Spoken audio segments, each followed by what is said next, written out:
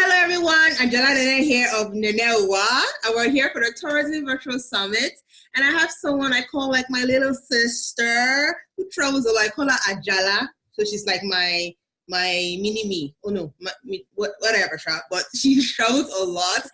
Hi Amarachi, how are you? Hi, Nene. I'm very fine, and you? I'm okay. So please tell us more about yourself. Okay, so my name is Amarachi Ekekwe. I am a travel blogger at travelwithapen.com. It's like a blog where I like to talk about the ease of travel within Nigeria and Africa and the world, and just to encourage people to, see the world differently and also see travel differently. So I'm also a systems engineer, but yeah, so I travel vlog during the day. And Okay, so you're a system engineer by day, travel blogger by night. So that's your yeah, that's and your travel vlogger by night. superhero powers. Yeah, yeah. All right. Okay, let's get straight to the questions. So we're talking about game reserves and natural parks. How we have such things in Nigeria. So we're talking about how we can use those things, natural reserves and natural parks, to promote tourism in Nigeria. So can you tell us the difference between games reserves and national parks? What's the difference between the two of them? Okay, so basically they're actually quite similar, right? A national park is like an area designated and run by the government, while a game reserve could either be run by the government or it could also be run by private individuals. And the major difference between both of them is usually the national parks are quite bigger, and they're not necessarily the game reserves are more into conservation and preservation of both animal and flora and fauna. But the national parks are just, they're bigger, they're run by the government. They're actually quite similar in terms of their purposes. So that's the major difference between both of them. Okay, so you're saying So the game reserve is more private. It's not much people. Then national park is more people. It's more open. Is that what you're trying to say? yes, exactly. Like if Okay. you were to go to if you were to visit a national park, for example, the number of visitors aren't necessarily restricted. It's open. Okay. So it's not more like if you were to go to a game reserve, for example, it's restricted. You could be the only person there, or you could have very few people there. But a national park is different in that sense. So. Okay. All right. So I know you've been to you've been to so many game reserves and national parks within and outside Nigeria. So can you name some of the game reserves and the national parks that we have here in Nigeria? We can mention like 5 or more, depending on what you feel like doing. So we have a couple of national parks. We have like Kashaka Gumti National Park Where's in that? Adamawa and Taraba State. So Okay. it's between Adamawa and Taraba State, just along the Cameroonian border. Okay. We have the Cross River National Park. We have Kainji National Park in Niger State and Kwara State.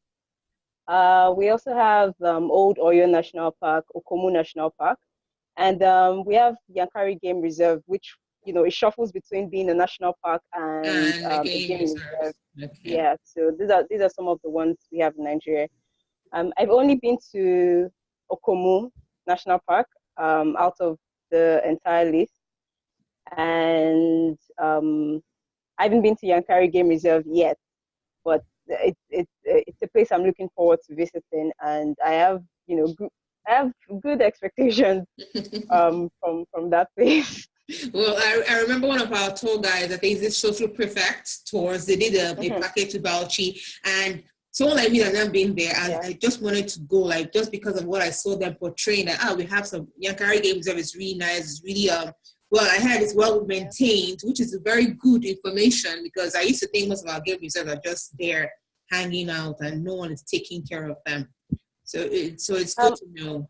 I mean, I think we could do better really in maintenance of our game reserves. Like I went to Okomu National Park, and I wasn't really able to go deep into the park because the roads were very bad. And I went during the rainy season, and I was told that the cars won't be able to get into the park. So I can't really, vouch that they're actually being well taken care of. But even, we can do better jobs in terms of, looking after our parks. And if we actually want this, if we actually want to use the parks to promote tourism in Nigeria, we have to do a lot, even, trying to get to the park, and not just talking about the park itself, like even the journey from trying to, to know more about this park and trying to get there. We really have a lot of work to do, trying to get these places to, up to the standard of other countries, for example.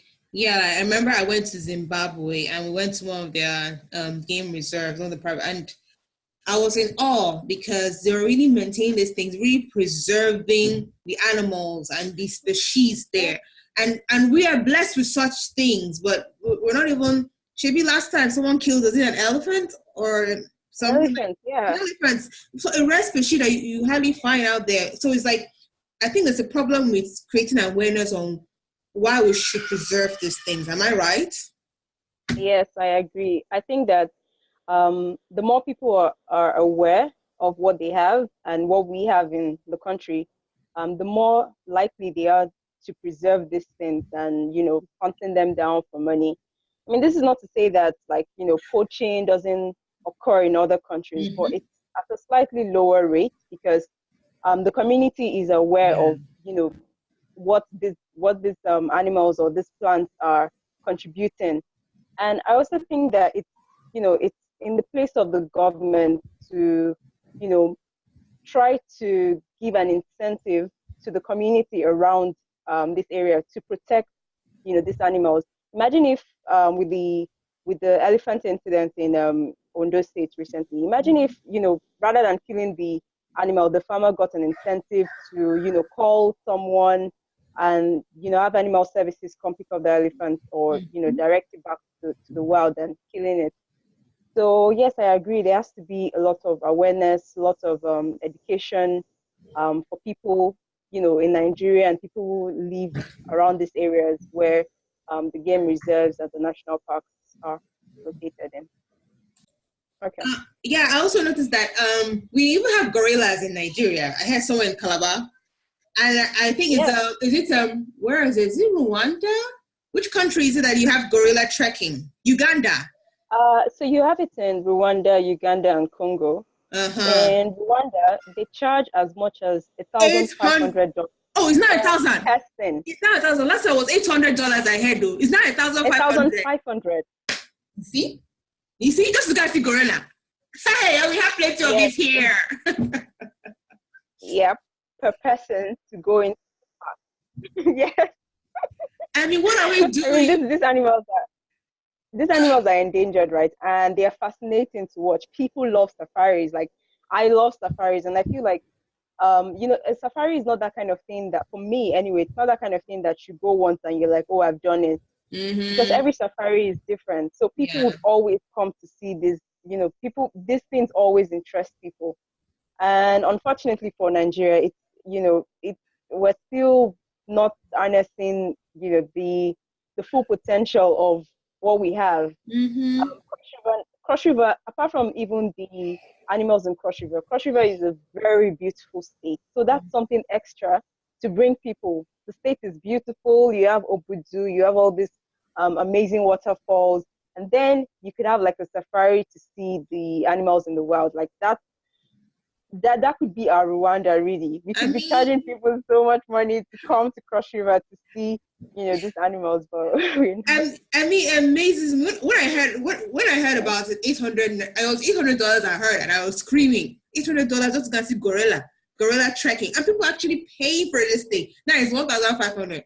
Nigeria, we have a long way to go because I went to Zimbabwe and I saw rhinos. When they preserving rhinos. Preserving rhinos, and they're making money from just people seeing a rhino. I actually saw a rhino, and I was amazed because it's an endangered species. You don't see it everywhere.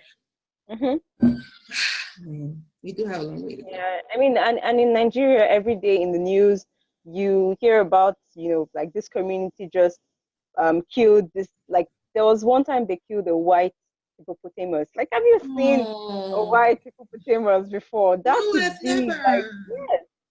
And that was just wasting away. There's so many animals that we have in Nigeria, in the wild, that we could actually, there's a lot of potential, but that's all we ever talk about: potential, potential. Potential. Yeah, there's a lot of potential for, wildlife tourism within Nigeria. And if you notice, like, West Africa isn't really contested as a wildlife destination. Mm-hmm. The closest is maybe Benin Republic, the Penjari National Park in Benin Republic. But we have a chance to, really compete in that in that sector, and really, bring out, just really compete and bring out so much potential within that sector. So I actually feel like if we as a people and as the government just, put our heads down and try to plan these things out properly, we have a chance to actually being the giant of Africa in the wildlife tourism sector. No, that's very true, because we have animals. In fact, the next question I wanted to ask you is that, do we have endangered species? And you already mentioned that, though, that killed white hippopotamus.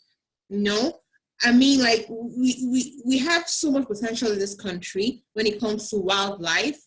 But, and like you said, if we really harness this thing, we're going to even beat all the South Africa and even the East Africa that we say, okay, Kenya and them that have it. If we harness this, I'm telling you, we can beat them. So what is your recommendation? I mean, like, what's your recommendation to both the government and even people that really want to go? The issue is that we have people that want to invest in this thing, but I think there are issues with the government or with. What is your recommendation, please? So I think there's so many things that need to be done, and there's so many parts that need to come together to, promote tourism. So the first thing is, before you want people to come into your country to, for example, do a game drive, you have to have something to show for it. So I wouldn't want to, fly maybe 5 hours, 6 hours, 10 hours to come to, a place, and then the probability of me seeing certain animals is very low. I mean, safaris aren't zoos, right? So Yeah. sometimes it's luck. Sometimes it's just luck. You're not guaranteed anything, but you really do want to see something, right? Yeah. So we have to have animals in place, and we do have animals, but they're just all in hiding. Like you mentioned, if we have endangered species. So recently, the World Conservation Society in Nigeria released a photo of a leopard in Yankari Game Reserve. So imagine, this is just something they hadn't seen in a long time, and they caught in a camera trap. And I'm sure it's not the only one that's there, right? But these animals have gone deep into hiding because people are constantly poaching them. So how do you educate people to, stop poaching animals, and how do you enforce it? Like, obviously, you're not going to wipe it out completely, but you need to have, people that enforce, like the guards that enforce the laws on the people that want to poach, and you need to educate the people around the areas. You need to give them incentives, and you also need to work with, people like us who are in the travel space. I mean, Yankari Game Reserve is becoming more attractive to people because people are going there and writing about it and posting pictures about it. So you see someone who's gone to Yankari and you're like, oh, I want to go there. The government can actually harness this and, use it to promote tourism within this area. So we need the government to first be interested in promoting tourism, in promoting wildlife tourism, and we need them to work with travel enthusiasts and, the communities to promote tourism in Nigeria. In some communities, in some of the wildlife areas, wildlife national parks I've been to, the people protect the wildlife parks. So they protect, they chase away poachers, because, I mean, they know the value of what they have, right? And so, and they're educated in terms of protection of this wildlife park. So the government has a lot of work to do, and we also have a lot of work to do. So are you trying to say that even if someone just says, I want to come to Nigeria and start, because most of the countries I've gone to that have these game reserves or safari, they're not actually citizens of those countries. There are people that just love animals and just feel like, this country here that I would like to also start something. Is this something that if someone comes and said, I want to start a game reserve in Nigeria, or start not national park, more like game reserve, since that one can be done privately. Is it possible, even if the government is not involved? Is it possible? I don't think it's that straightforward, because the land belongs to the government, so you can't just come and say, oh, I'm just going to start this national park on my own. And if you choose to do that, for example, if you choose to buy, maybe you're really rich, and you choose to buy a massive area of land, and you want to bring, you can't just bring in animals, you can't just fly in animals without the government's approval, in case you wanted to do that. And also, if you did manage to do that, there's a lot of liability in terms of having those animals not attack people. And I think there are a lot of things to consider. So it's always great to have the government backing that, even if they're not involved financially or in terms of running the place, but they have to approve for you to have such an establishment within the country. Okay. So do we, another question, do we have laws protecting the rights of animals in Nigeria? If yes, have they been implemented? Yes, even though I know that people are still killing, do the governments, even though we're still saying the governments to be involved, I was hearing that we have laws. So I said, let me ask you, do we actually have laws that protect these animals? And if yes, are they implemented? I mean, yes, we do. We do have laws, but it's more about the enforcement of these laws. When I went to one of the national parks in Ogun State, and they just killed an elephant as well. The person who killed the elephant was arrested. So we do have laws, but we just need we just need more enforcement of the laws within the country. And we also have conservation societies that help to, they help to protect the rights of animals within Nigeria. But their work is not, well known. It's except you're really interested in that area, that you get to know about them. But I think that we can talk more about these people and, encourage people to donate to them, for example, because they have their work cut out for them. There's a lot of work to do in that area. Okay. What about conservation centers? Can we place them within game reserves or national parks? Yes, I'd say they're closer related to game reserves, because they're for the purpose of conservation, basically. Okay. So now, based on your travels, because I know you've traveled a lot in so many countries, and you've been to all other countries' game reserves and national parks, how can we improve? How can we improve, apart from just having the government, how can we improve the state of these our game reserves and our national parks? Okay, so I think one of the first things to do is provide information. If I were to say, okay, do you want to go to Kashaga Gumti National Park? Do you even know where that is? Do you know how to get there from Lagos? Exactly. Even me too. Even me too. I don't know how to get there. But say I was going to, for example, Arusha National Park in Tanzania, and I just went on TripAdvisor. I got, someone like a tour company. Basically, everything is standardized. You want to go somewhere, there is someone to take you, or there's a lot of information if you want to, do it. If you want to do a self-drive. So I think the first thing is information. We need to know about these places. We need to know how to get there. We need to know how much, what's the entrance fee, what kind of animals are there, things like that need to be put in place. And also in terms of accessibility, how easy is it to get to these places? I told you I went to Okomu National Park, and I couldn't even get into the park because the road was bad. So, how easy is it to get to these places? That's the big one. And also, what's the quality of the national park? like I said, the safaris aren't, they're not zoos, and nothing is guaranteed. But I like to go somewhere where I have a maybe 50% chance, 70% chance of seeing animals, than to go somewhere where I have a 3% chance. So we need to make sure that these species are actually, you actually have animals in them, and they are well taken care of, like in terms of just being in the wild, and not being poached. And then accessibility is key, and also having the right information to get to the spaces is very key. Okay, all right. So we know this our virtual summit is about talking about business of tourism in Nigeria. So the question I want to ask is: a private game reserve a viable business in Nigeria, and how would it help to promote tourism in Nigeria? So first of all, I think it's an absolutely great idea to have, and it's a very viable business. Let's just assume that someone wants to start a game reserve, and the government is backing the person up. The government is approved. Mm-hmm. Then, like you're basically having a massive area of land where you're protecting the animals, you're protecting wildlife.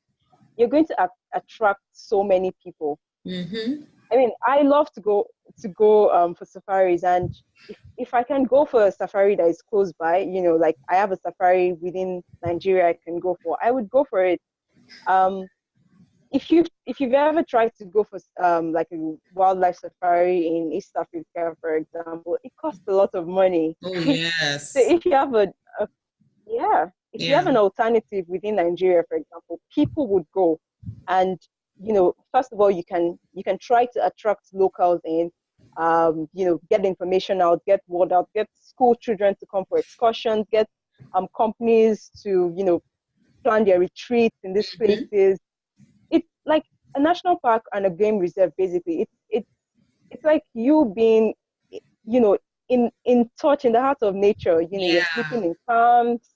It's a very beautiful experience, and for sure it's a viable business opportunity, and it's such a great way to promote tourism and also to conserve the animals within Nigeria. So it's like a win-win for everyone, right? You're conserving the animals we have, the plants we have, and you're also bringing in money in terms of tourism to the country. Okay, all right. So last question. Okay, so you recently did a quiz on your blog. Your blog, that's travelwithapen.com. Yeah. On how the topic was, how well do you know your Nigerian attractions? Yeah. I am ashamed to say I scored 1/5.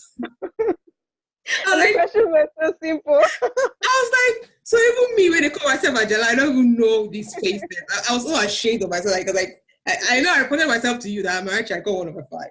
So what inspired you to do this quiz? And based on the response you got from people that scored 5/5, how many people scored 5/5? Maybe 2 or 3. Yeah. How many people did the quiz, and how many people actually scored 5/5? Okay, so I had a lot of people do the quiz, but not many were willing to admit their scores. Yeah, but basically, I just on my blog I talk about Nigerian tourism a lot, and recently a lot of bloggers and travel enthusiasts have also been talking about it. But I think I just wanted to put it out there because I feel like it's such a quick way to learn. When you compare with having all these articles you have to read about, and but you have this short 5 question quiz, and you can easily remember. I bet you remember all those questions. No, you saw by force, by fire. And I remember all of them. Next time, you 5/5. Exactly. So it's a good way to learn about Nigerian tourism, and maybe also to get people interested. For example, there was a question about the highest waterfall in West Africa, and you're like, oh, it's actually in Nigeria. Okay, maybe I want to go there too, and I want to see it. Something like that. So it was to pique people's interest in terms of Nigerian tourism, and also for them to learn something about the country, and with the hopes that when you learn about it, you'll be interested in visiting the places. So, I mean, I did have a few people that, got 5 over 5, people like Unraveling Nigeria. Yeah, And I've been very I'm not surprised. disappointed. Lala, if she did not score it, I will personally have attacked her like, Lola, you that know everything. Exactly. Yeah, so I mean, it was very interesting to So run the quiz. based on that quiz, does it mean that we need to educate Nigerians on our tourist attraction? Is it a solution we need to solve? Absolutely.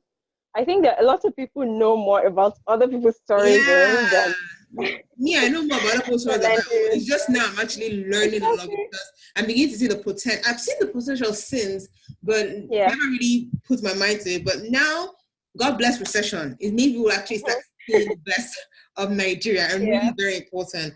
Amarachi, thank you so much. Thank you. Thank you for letting people know that we have something inside and we need to harness it. And it's our animals. It's simple things like our animals, our flowers, our waterfalls. These little things that other people are paying. I mean, guys, people pay people in Uganda and Rwanda to just see gorilla for $1,500. Exactly. And we have gorilla here. Gorilla. I mean, we pay to go out to go see waterfalls, to go see animals. I recently went to Benin Republic to go to a national park there. When you could actually have these things within Nigeria and bring people in. So it shouldn't be that we don't know that we have it here. It should be that, okay, I just want to set up people's own. Yeah. But we should also know that we have ours here. Let's make the best of it. Very, very, very important. In fact, I think I should, if not that because I'm a mother, I will just be traveling to all these places every week just to have a taste of all these places. Yeah. But it's very important. Thank you so much, Amarachi. Really, I appreciate your time. And you guys can follow her on www.travelwithapen.com. I'm going to put a link so you guys can actually go and click it up. Read all her stories about all the places she's visited in Nigeria, in Africa, and in the world. She's really an ajala. In fact, like I said, she's my inspiration. All right, Amarachi, thank you. All right, take care. Bye. Thanks for having me. Bye.